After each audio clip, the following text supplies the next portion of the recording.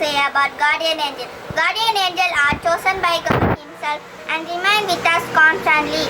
They are powerful enough to protect us from all spiritual and physical harm.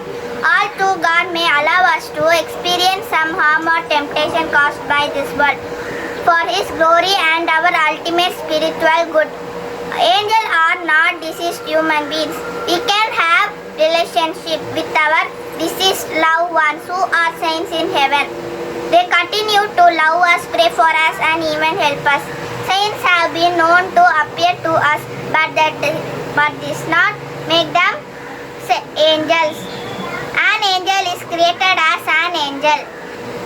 When people refer to deceased human as angel, that they really mean that they are like the angels. Angels are pure spirit. They have no body. When angels appear in ways that serve the purpose which they are sent, often in human form, physical depiction of angel in art are usually meant to be symbolic.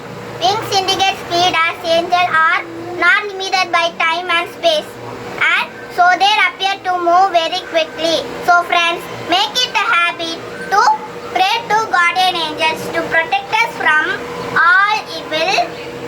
Praise the Lord. God may bless you all. Thank you.